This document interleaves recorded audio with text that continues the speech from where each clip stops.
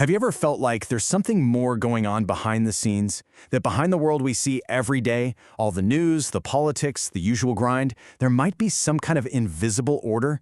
A hidden doctrine that says our reality is built not on stone, but on symbols, philosophy, and this timeless battle between inner light and outer darkness? Well, today we're pulling back that curtain. And it all kicks off with this really powerful idea, a hidden architecture, one that's not just guiding the destiny of all humanity, but maybe even your own. And we're not talking about buildings here, we're talking about an ancient blueprint for building a better world, and it all starts from inside the human soul. So right away, we're presented with this fundamental clash. On one side, you've got the esoteric tradition, which is all about striving for inner perfection, for harmony. And on the other side, you've got what the source calls the profane world. That's our everyday reality of chaos, ambition, and conflict. The tension between these two, that's the engine that drives this entire philosophy we're exploring. So how does this tradition even work? Well, it all begins with what it calls a secret doctrine of architecture. But again, we're not talking about physical buildings. This is all about constructing a temple within the human soul itself. Now, what's really fascinating here is the foundation. A key text from way back in 1723 insists that anyone who wants to start this journey must follow a universal moral law. And this isn't about any one religion. It's about having an ethical blueprint before you even start building. Because without it, the source warns, you're not creating a temple of the soul. You're just building another Tower of Babel. And you know what happens to that? It's destined to fall apart. So, okay, if you're building with ideas, how do you even share the blueprint? You don't use words, right? Because words can be twisted and misunderstood. No, you use a silent, universal language, the language of symbols. I mean, check this out, the rough stone. To you or me, an outsider, it's just a rock. But in this tradition, it's this incredibly powerful symbol for the human soul in its raw, natural state, unpolished, full of ignorance, full of passion.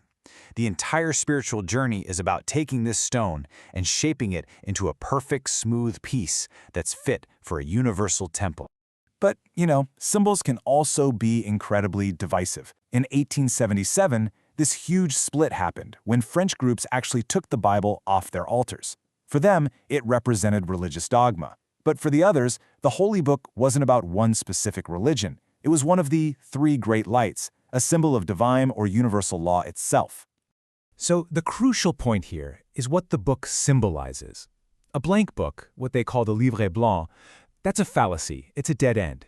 It represents emptiness, a total lack of principles. But a book called Philosophia, even if it's sealed shut, represents something incredibly powerful, the belief that a universal truth exists, and it's just waiting for us to uncover it.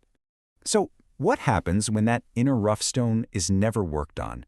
What happens when it's just left raw, untamed, at the mercy of its passions? The tradition argues this isn't just a personal failure. No, it's how darkness floods into the world. And the source material gives us some truly chilling examples of this. And this is a truly horrific story of a woman named Helene Carver from 1882. Trapped in this world of abuse and absolute misery, her inner light was just completely snuffed out. She fell into a madness so deep that after committing an absolutely unthinkable act against her own children, she said, "Now I can die in peace." It's this visceral, gut-wrenching portrait of a soul collapsing into total darkness. And this darkness, it isn't just this kind of inner, personal chaos. It's also this blindness out in the real world. Take this case from Montbrison. An innocent man, Pierre Brissier, was about to be executed for a crime he didn't commit. Worldly justice, with all its rules and procedures, got it completely wrong. He was only saved at the last minute because the real killer confessed. It's a stark reminder of how the profane world just fumbles around in the dark, often with deadly results. But here's the thing. Sometimes darkness isn't just random chaos. Sometimes it gets organized. It becomes a system, an ideology that's literally designed to control people and crush the very free thought that the esoteric tradition is trying to protect. And you can't really find a clearer voice for this organized darkness than Benito Mussolini himself. I mean, this quote says it all. A total rejection of philosophy, of liberty, of reason, all in favor of brute force. The source describes how under his fascist regime, esoteric meeting places were destroyed, their members were attacked, and their most sacred symbols were desecrated. The source also points to another kind of organized structure that it views as a counterpoint to its philosophy, large dogmatic institutions. It uses the global Jesuit order, back in 1925, as a prime example. highlighting its massive, hierarchical nature and its centralized belief system.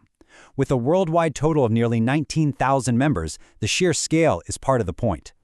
From this esoteric perspective, that kind of structure stands in direct contrast to the decentralized individual quest for enlightenment. Okay, so you're up against all this darkness, both inside and out. How do you fight back? How do you find the light? The answer, it says, lies in the inner alchemy of the soul.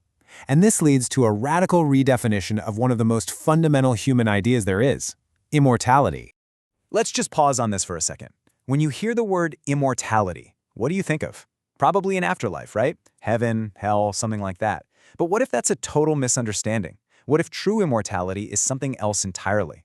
See, according to this doctrine, immortality isn't some reward you get later. It's not a prize waiting for you after you die. It's a state of being you achieve while you are alive. It's an inner awakening, a higher state of consciousness that you can only reach by symbolically destroying your ego, the profane part of yourself. Now, for a really bizarre and frankly, disturbing illustration of the split between mind and body, the source brings up this experiment from 1882. A doctor, Dr. Hammond, actually performed a self-strangulation experiment to study consciousness. For 90 seconds, his body was failing, he lost all physical sensation, but his mind, his inner awareness, remained fully and, I imagine, terrifyingly active. The reason this is in here is as a kind of grim physical proof of that esoteric idea that our consciousness, our inner light, is a totally separate thing from the physical, rough stone of our bodies. And all of this brings us to the moral climax of the story. Faced with Mussolini's tyranny, a Senator Ruffini was told to abandon his principles or lose everything. His response is the perfect real-world expression of this esoteric immortality. He chose to protect his inner truth, his very reason for living, over any worldly power or personal safety. He showed that the temple of the soul, once you've truly built it, is stronger than any threat the outside world can throw at it. So where does this leave us in the grand scheme of things? The source suggests that this universal truth, this single, pure light, doesn't look the same to everyone. Instead, it's like light passing through a fractured mirror, creating this beautiful and, sometimes confusing array of different colors and patterns all over the world. Just look at this apparent conflict they had in Scandinavia between groups symbolized by the cross and the star. On the surface, it looked like a deep division, but from an esoteric point of view, they're just two parts of the same whole. The cross represents love and sacrifice, the intersection of heaven and earth. The star represents the divine spark of creation, the very first command, let there be light. They aren't opposites at all, they're complementary truths. And that's really what it all comes down to. The entire doctrine, the symbols, the rituals, the constant fight against the darkness, it all boils down to a single, deeply personal task. The real work isn't happening in some secret hall or ancient temple, it's happening inside you right now. So the ultimate question isn't what they did, it's what you're going to do. In a world this full of shadows, how are you shaping the rough stone within?